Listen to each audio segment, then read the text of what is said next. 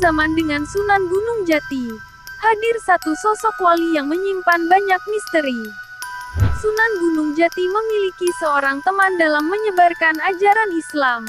Namun dengan sosok satu ini selalu terjadi kontroversi. Sosok sahabat Sunan Gunung Jati yang merupakan wali yang penuh dengan misteri dan kontroversi ajarkan ajaran Manunggal Kawulu Gusti. Syekh Siti Jenar atau Syekh Abdul Jalil adalah sosok seorang wali yang penuh misteri.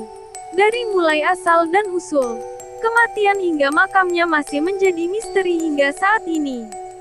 Namun sosok yang penuh dengan misteri dan kontroversi dengan ajaran Manunggaling Kawula Gusti ini banyak memiliki santri. Mereka yang menjadi santri Syekh Siti Jenar banyak belajar tentang ajaran Islam sejati.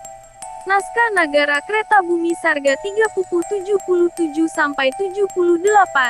mengisahkan bahwa setelah kembali dari menuntut ilmu di Baghdad, Syekh Siti Jenar pergi ke Malaka. Syekh Siti Jenar kemudian mengajarkan ilmu agama sampai dikenal dengan gelar Syekh Datuk Abdul Jalil.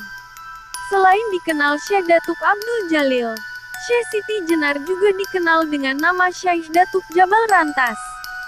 Syekh Siti Jenar akhirnya menikah dengan seorang perempuan Gujarat dan memiliki putra bernama Ki Datuk Pardun dan Ki Datuk Bardut. Syekh Siti Jenar tidak lama tinggal di Malaka. Ia lalu pergi ke tanah Jawa menuju Giri Amparan Jati di Cirebon.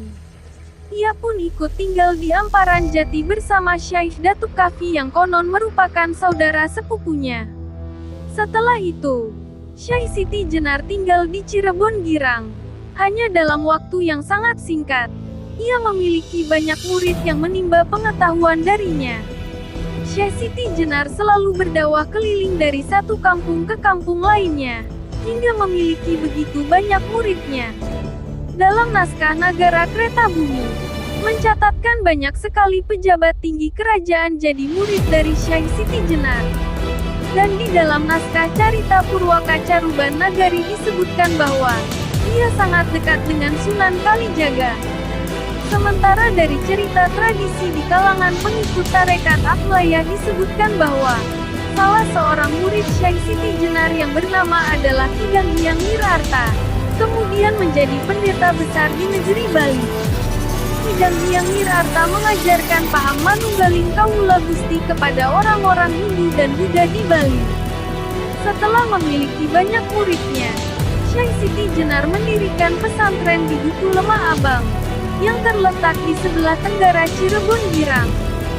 Itulah sekilas kisah tentang Syekh Siti Jenar yang memiliki banyak pengikut dari kalangan kerajaan hingga mendirikan padepokan di Lemah Abang. Sumber: Buku Atlas Wali Songo.